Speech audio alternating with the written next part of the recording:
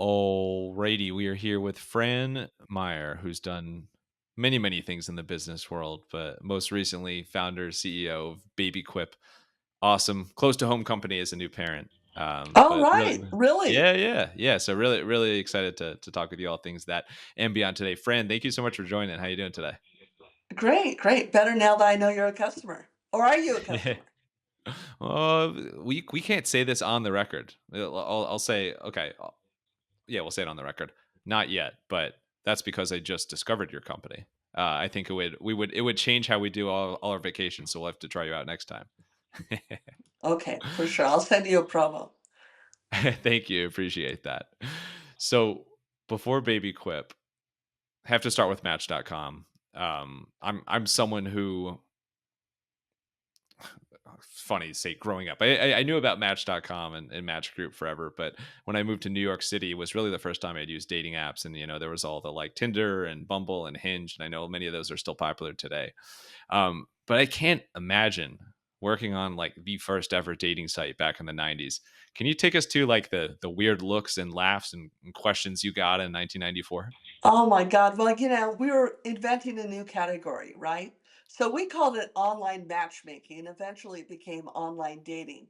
And by the way, back in the mid 90s, we weren't talking about dating on the apps, right?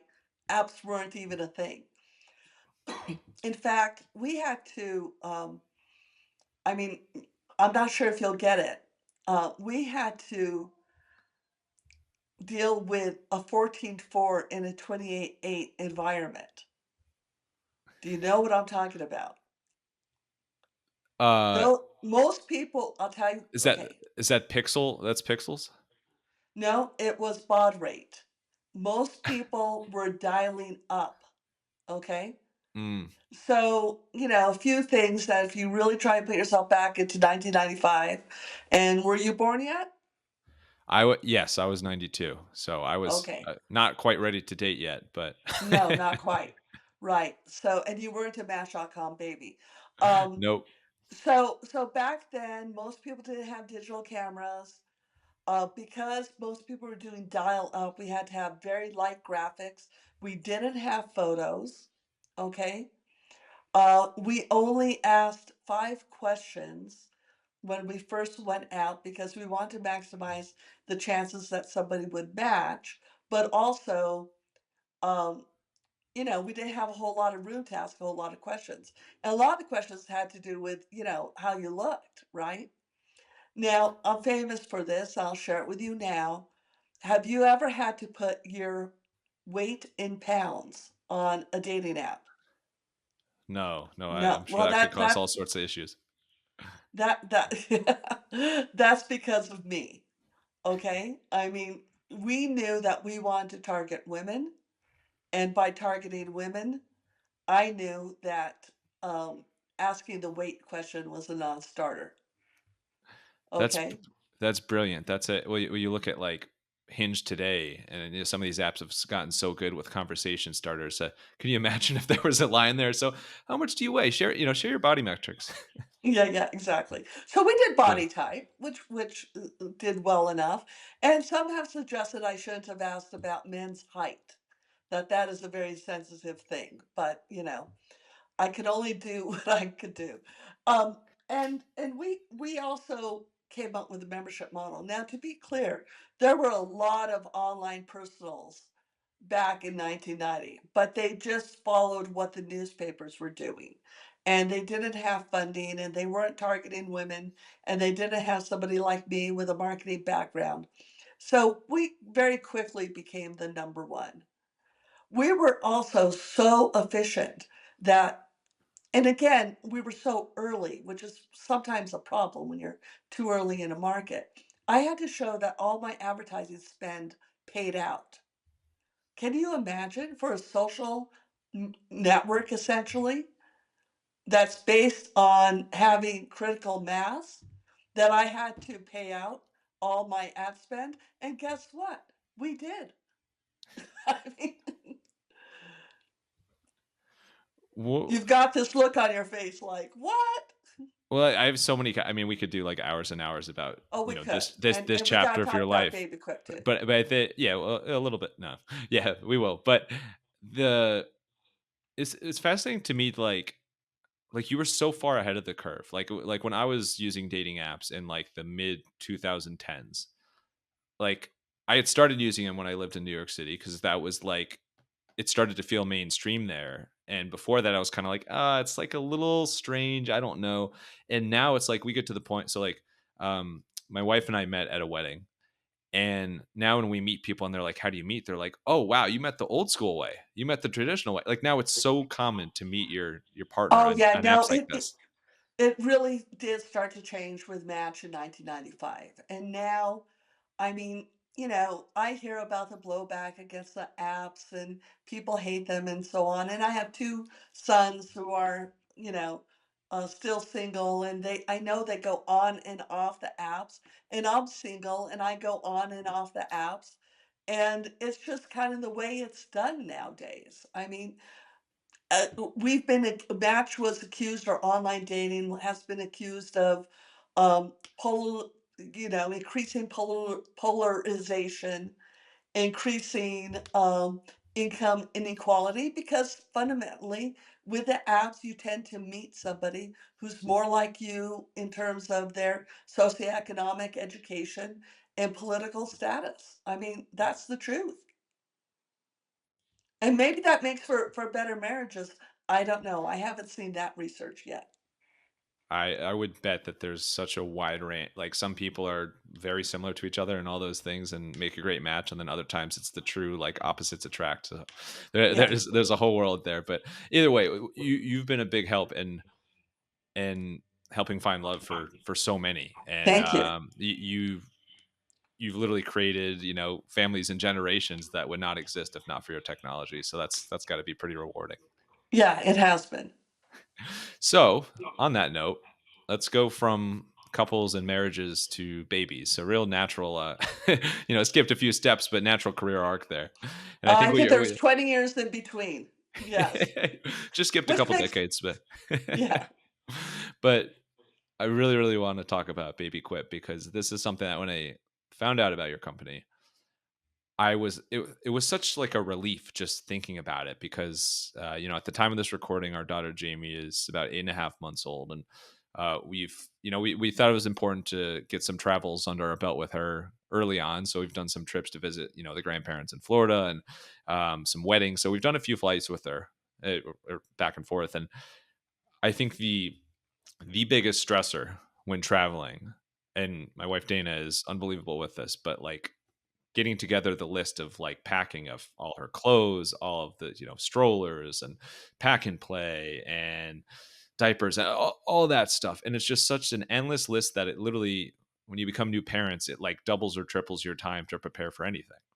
And so when I heard that you can rent baby gear, I was like, where has this been my whole life? Which it has been around. I just was an idiot. So it's a brilliant idea. So how did you come up with this solution in the first place? Well, the truth is I've been entrepreneur in many companies. I never have come up with the idea itself. I've been the one to say, "Oh, that's a good idea, and I could do something with it." So Match was a friend of mine from business school, and he bought a bunch of URLs and started a classified advertising business, of which Personals was one. And then I was at TrustArc, and that was privacy certification. I came in and I turned it from nonprofit to for profit. And again, wasn't really my idea, um, but I was living in San Francisco. I had just left my last company. I had bought a house up the street from Airbnb and was renting rooms in my house. It started out as a lark on Airbnb. I didn't even tell people, I was embarrassed. And all of a sudden, though, I'm getting insight into this way that people are traveling. And I'm also getting insight into what it's like to be a gig economy person and a host. And I started to think about what are the businesses that are going to evolve. And at that point, 2013, 2014, you're seeing property management companies and cleaning companies And I happened to be advising at a place called Women's Startup Lab, kind of a pre-accelerator for entrepreneurs. And a gal from Santa Fe, which is my hometown, came to Women's Startup Lab. So I said, yeah, I definitely need to talk to her. And she had the baby gear rental business, and it was called Baby Airs. And she started to talk about it. And before she finished her pitch, I said, well, I should be your CEO. And we joined forces and launched the company in 2016. And she left in 2017. Startups aren't for everybody. And my son Joe, who had spent 5 years at Accenture doing technology, he came in and became the CTO.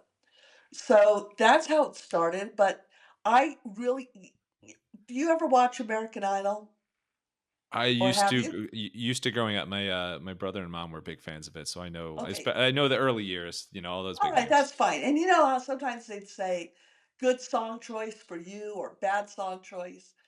This was good song choice. I mean, I looked at baby gear rental for traveling families. I was like, hey, it's a marketplace. It's early stage. It's going to depend on building a really trusted brand, which is really, again, what sort of set Match.com apart was, we really thought through dating safety and what women wanted. And those were the kinds of things that would make BabyQuip a big success. Well, kudos to you for seeing this as a giant opportunity and not a giant. Well, maybe you saw it as a giant challenge too, but like an achievable challenge. Because I think so many of us out there would see this and be like, "Oh, that's an awesome idea," but like, I don't want to deal with the logistics and all that behind the scenes and creating a market and sharing economy in that world. So, like, it seems incredibly complicated. How have you, I guess, simplified the whole concept as best as possible on the back end?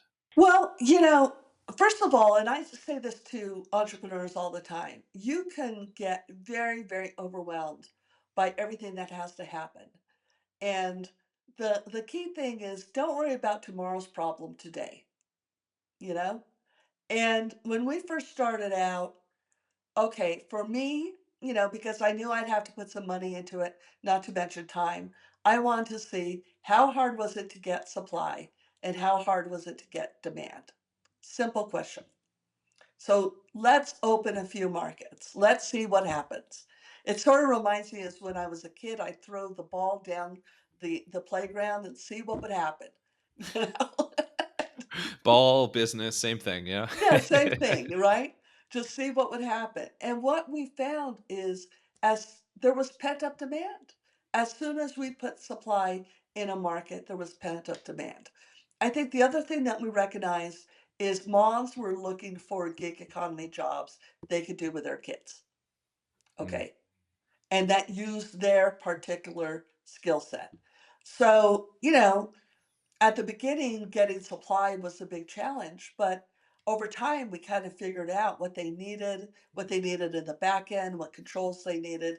Basically, they have to be able to manage their calendar and manage their area and be able to adjust their inventory. One of the early hacks that we still have it, so it's not had, was we pay our quality providers. These are the people who own the baby gear. And let me back up. We're a gig economy marketplace. So we have independent contractors who we call quality providers. And they are the ones who own the baby gear, deliver it, pick it up, clean it, etc. They are mostly moms. Okay. And this job they can start with the gear they already have, but over time they build up their inventory.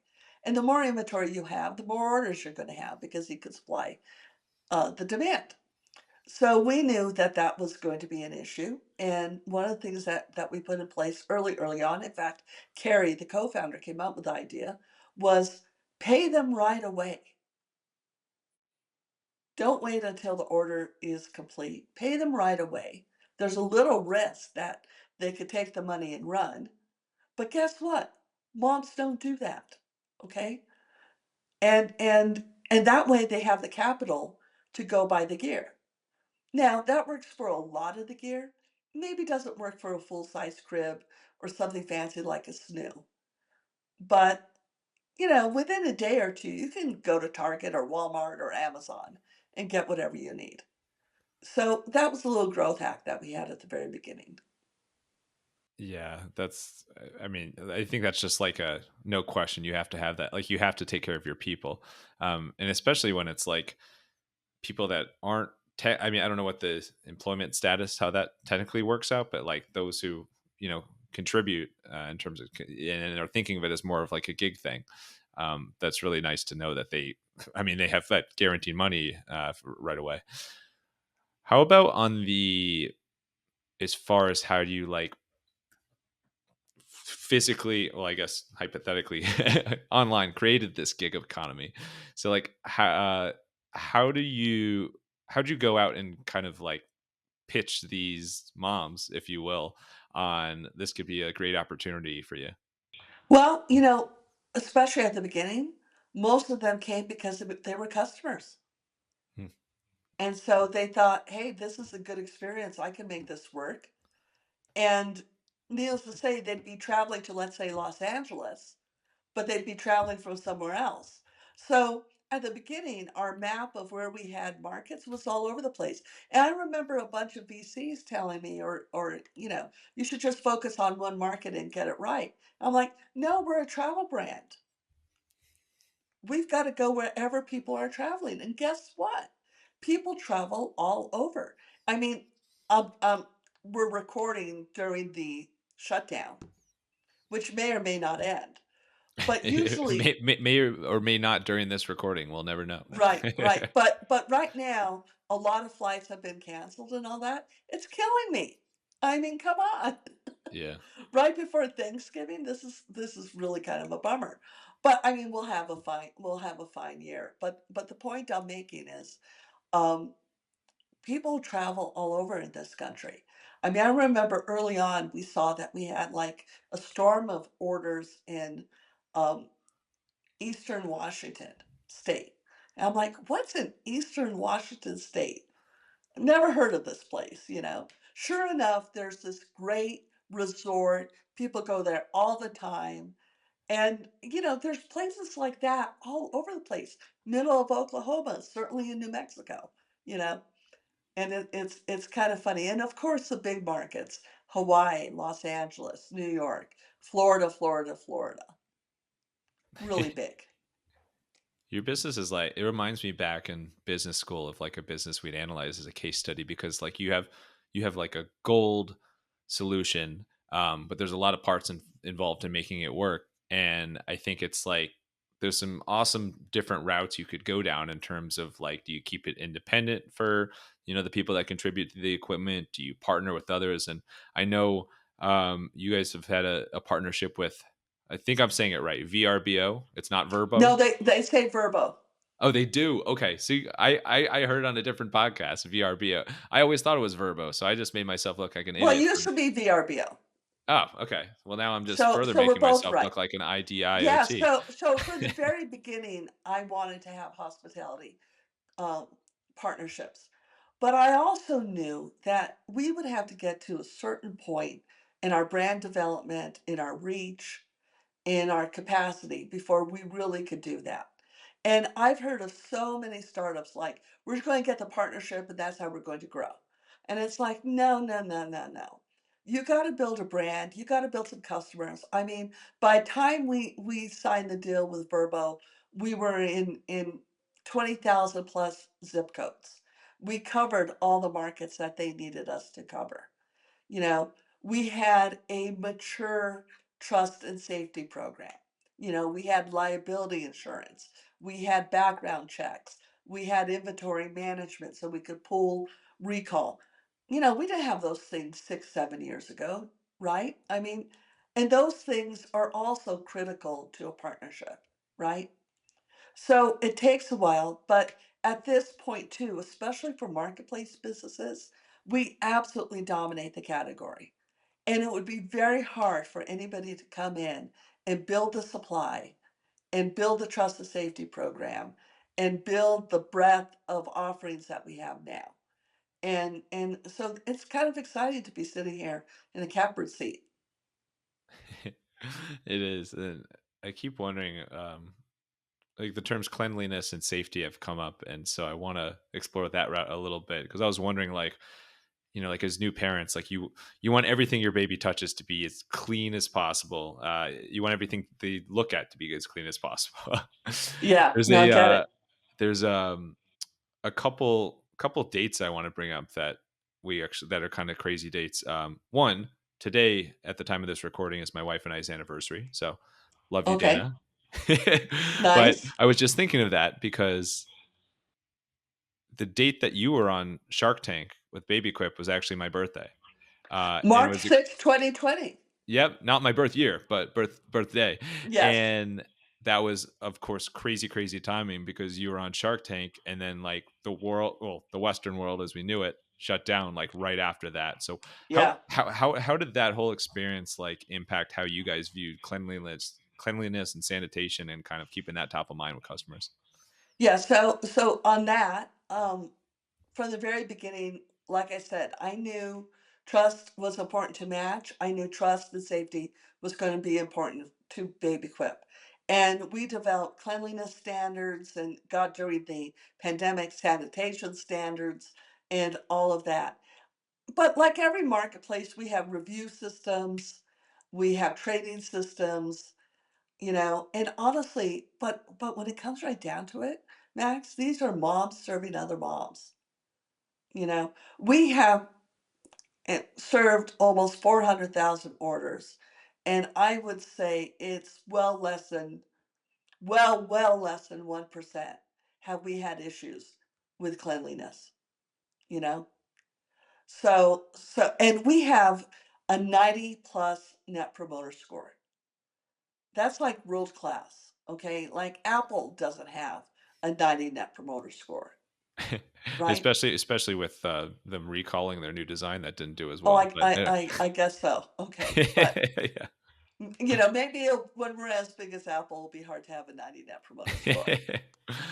We'll So try. so we went into Shark Tank super excited. I mean, March is usually a really great time for us because of religious holidays and spring break. Our quality providers are ready with all this gear. We had told them get ready. We certainly saw the spike in visits, and then we saw the spike in cancellations. Mm, And I mean, the cancellations this week are sort of reminiscent of that. You're because of all the expect flight stuff. Yeah, Yeah. because of all the flights. I mean, not nearly as bad. And um, we were 8 people, now we're 16. Um, but our business has quadrupled. I mean, I can't even remember how much we were doing in 2019 compared to, we'll do 125,000 orders this year, you know. So That's we had a amazing. lot less to lose, right? We were able to scale back. We really focused on our insurance program during that time period. So it was something we could really do. And I had already raised some money through a crowdfunding campaign. I'm doing a crowdfunding campaign, my third one now, in part because our customers love us and they want to contribute. So I had money, and we got government money too, which was a first in my career. And by February of 2021, Florida kind of, started to have a lot of vacationers and people using BabyQuip.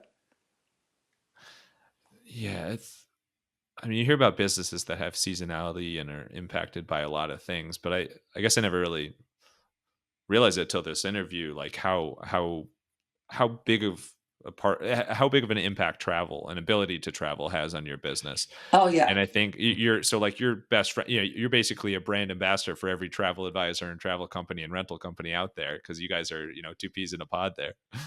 But what advice do you have for Travel any? is massive though. I mean, do you Oh realize yeah, how big? Yeah, it's massive. Right. right, yeah.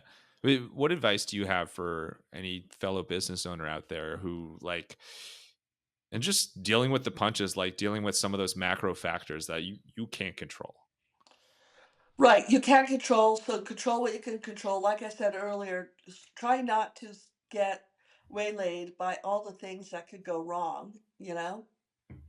Hire really good people who will stick with it through the ups and downs. I mean, looking back, I kind of wish I had spent more time thinking about the impact of seasonality. And I kind of wish I had spent more time thinking about how do you think about market size? Because early on, people thought we were a feature, not a company. I think now we've taught them that we are a company. And we're going to be expanding into mobility, and we're already doing pet and beach gear. And these things are going to also really, I think, solidify our leadership. And I'm excited about them. If you stole the words out of my mouth with looking back, but I always like to ask about how like what do you think has been overall in the lifetime of BabyQuip the biggest single driver of your growth? People love it. They tell us all the time. No, We that's a saved the terrible thing for the vacation. business. No, I'm just kidding. Yeah, we saved the vacation. We came to the rescue. I hear this all the time, all the time. And then we deliver. We deliver against it, you know. And that 90 net promoter score is basically saying people tell other people about us good things all the time, you know. And how do you build a trusted brand? I mean, sure, we have influencers and we do partnerships and spend money on advertising and oh, AI loves us now. AI's just, we're all over because it makes sense. We're the market leader.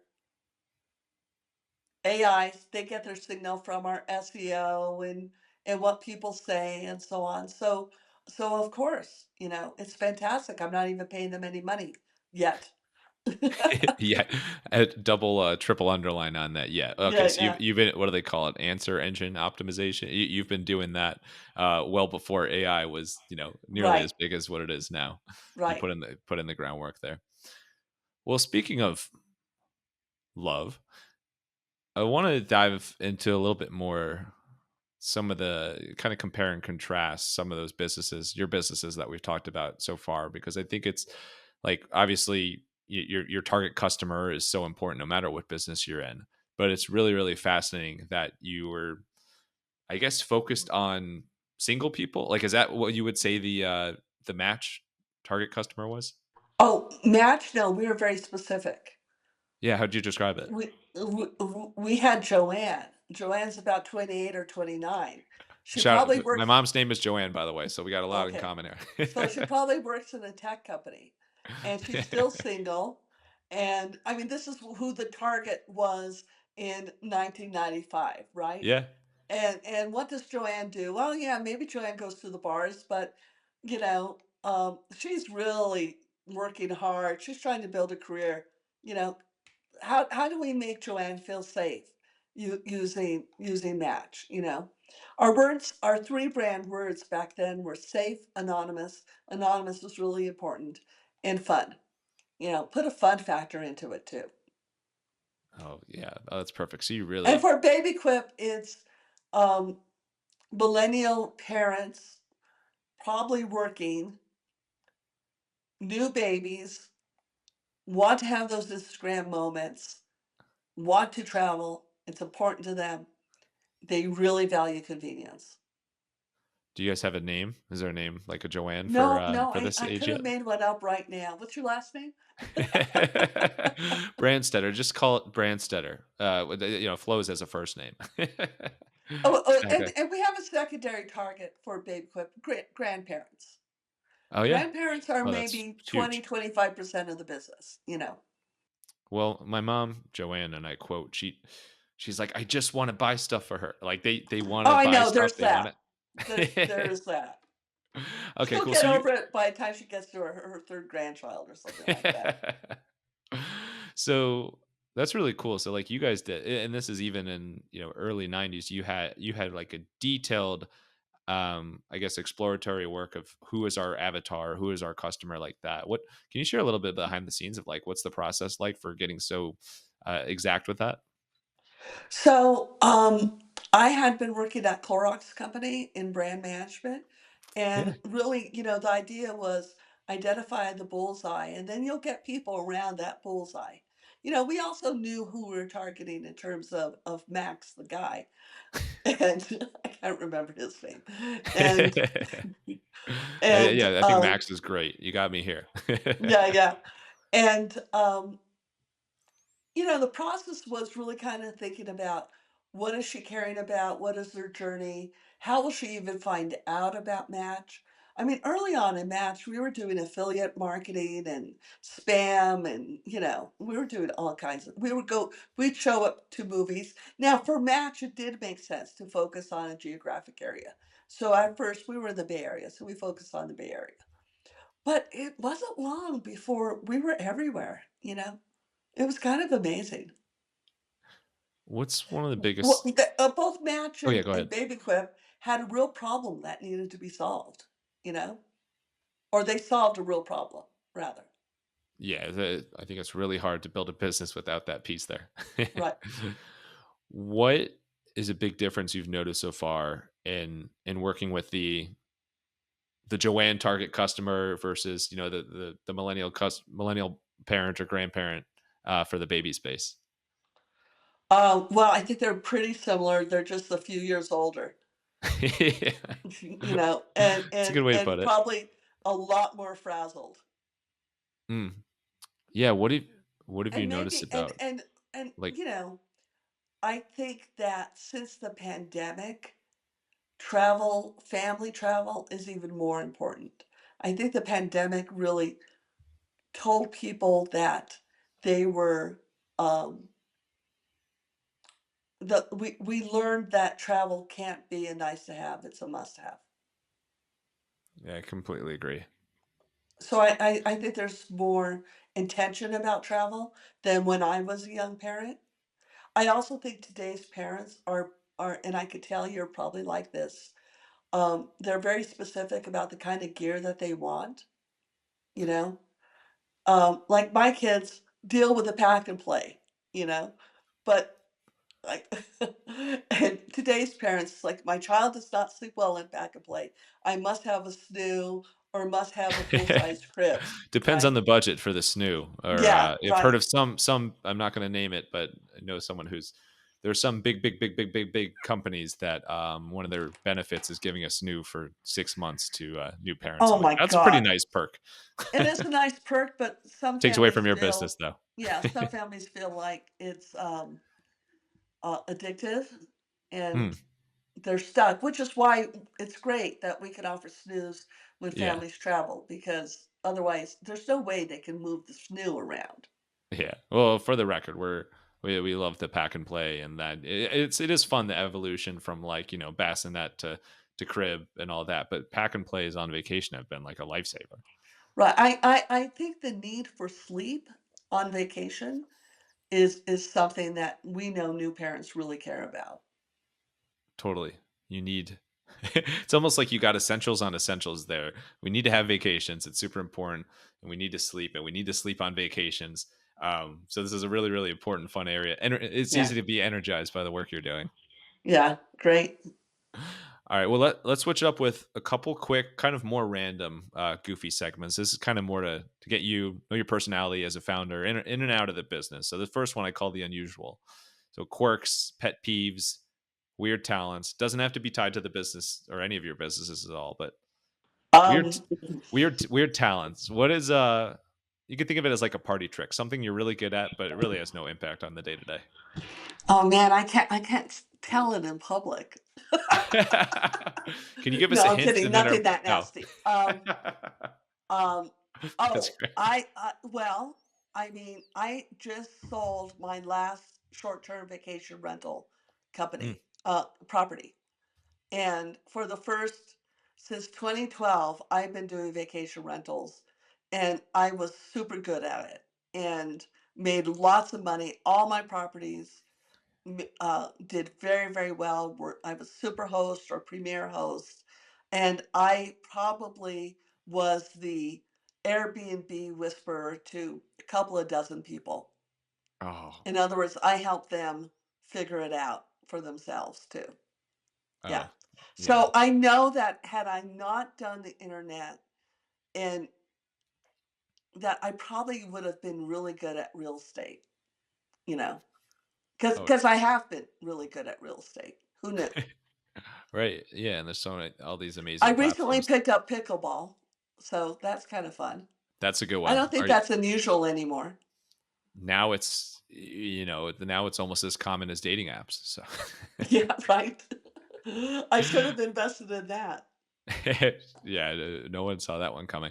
All right, how about quirks? What's something a little quirky about your personality? Maybe your boys, your team, somebody calls you out for, but it's who you are. Oh, I'm direct as all hell. I mean, I tell it like it is, and new employees, at some point, I'll offend them somehow, and I have to go back and apologize and say, "I really wasn't that angry," you know? "I was just pointing out something," you know? Right. Yeah, I I don't think forgot about it. I haven't held this as a you there's no demerits on you. I mean, you know? I have some longtime clients, shout out Ann and April, who they same sort of thing. They say they're very forthright with their feedback and their direction. And so they literally name their business forthright people and forthright business because they're like, And hey, yeah, it's in the name. right, right. So, like almost anything, you embrace it. And I think that probably what I don't see that other people see about me is I do have a risk profile that extends beyond my startups. So, I was early on in expanding my vacation rental properties. I do things, buy things. I've been known to be called gadget girl, early adopter on all kinds of things. I Yeah. experiment in Well, my dating yeah. website slash even, using the internet in 1994, I would say you're pretty early adopter there. Yeah, but the thing is it's not confined to my business. I will do all kinds of things early or Right. just to see, you know. All right, and then what's a pet peeve you have? Something that just ticks you off a little bit, but in the grand scheme of life, it's not a big deal. Oh, people who are late. Mm, yeah, that's one. Well, that's one I always struggle with. My wife is always on me for, Yeah, understandably, and she's a yeah. teacher, so she's always early. And So it's yin I yang. think especially when you're talking about, it's just the inconsiderate. Oh, people who run stop signs. Oh That's my bad. God. That's just Today unsafe. I was so pissed off. And then I was like, I shouldn't be this angry about it, but I really was pissed. You should. Yeah, that's it. Okay, I get that way when people don't use their blinker. It's like so common when people don't use their Oh, blinker. yeah. It's like, oh my god. All right. Before we offend any other drivers, let's wrap up with some rapid fire Q and A. This is Oh about no. all sorts of things. You ready for it? Oh Yeah, no. okay. Okay, and oh no in the same sentence.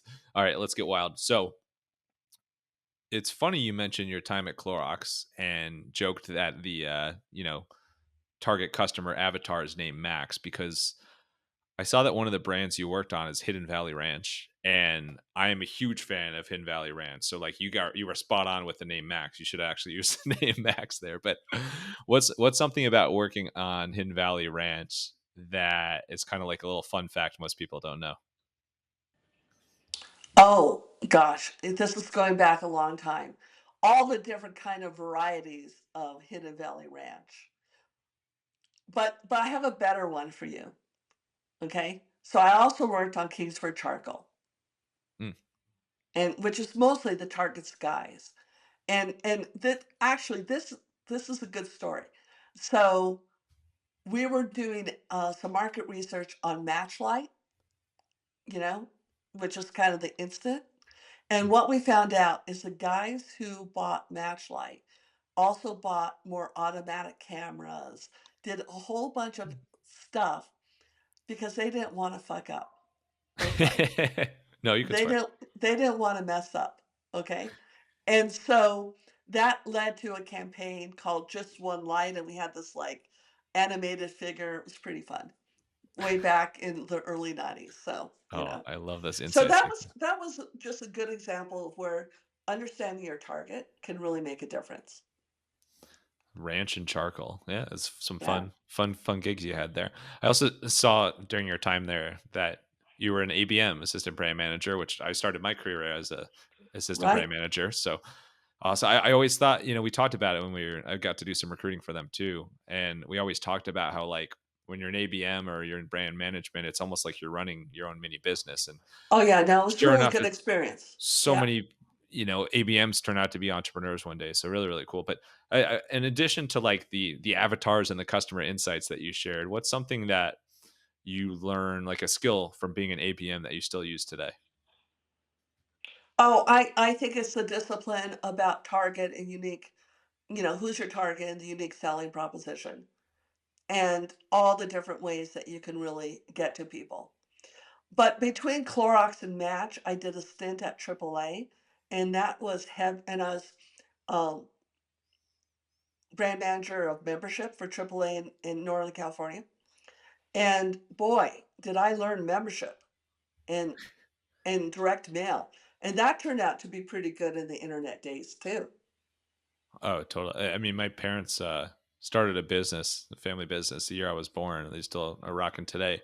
Hippo Direct, that was started like on the foundation of direct mail and mailing lists, and then they evolved to add in email lists as well. But there's something about that, now you'd call it traditional marketing, that is still so powerful. Yeah. That's a great insight. Yeah, there's a lot of emphasis on having, technical skills, programming, etc. But a good marketing background is always valuable. Always. All right, all right. So you mentioned Santa Fe, which your hometown, which I wrote in my notes is SF, and then you mentioned that you lived in San Francisco too. So I don't know which SF in my notes is which SF, but what is the best like tourist? What's the best thing to do as a visitor or a tourist to Santa Fe besides I've heard all about the whole Breaking Bad tourism stuff. Well, that's Albuquerque. Yeah, but there's some stuff in Santa Fe too. I've heard. Yeah, no.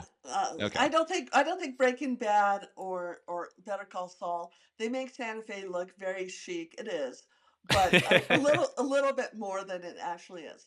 It depends on who you are. I think if you're into outdoors, there's world class mountain biking, hiking, skiing, skiing to go to Taos, but Santa Fe has a nice little mountain too. I think people think of it as a desert town and confuse New Mexico and Arizona, and it's like they are so different.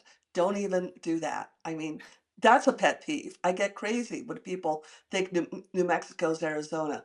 I'm sitting here at 7,400 elevation. So, four seasons. It may snow this weekend. Kind of excited. Oh, So, there's that's that. all. I would But be out of breath just talking. yeah, right. The other thing that I think people very much enjoy is just the art. And it's not just Southwestern art, it's all kinds of art. But there's a lot of Southwestern art, but it's very beautiful. And a very unique cuisine. That is not Tex Mex, not Cali Mex, it's its own thing. So, What's the best dish that's like unique to the area? oh God. Well, an enchilada, but a New Mexico enchilada, often ordered Christmas style, which Ooh. means half red chili and half green chili. Oh, I love that. Yeah. That's good. I will taste test That's enchiladas all mid-cider. day. Yeah. All right, and then last one, really hard hitting one. What do you miss most about dial-up internet? Oh God. I don't. Nothing. You don't miss Nothing. the The tone? No, no, yeah. man.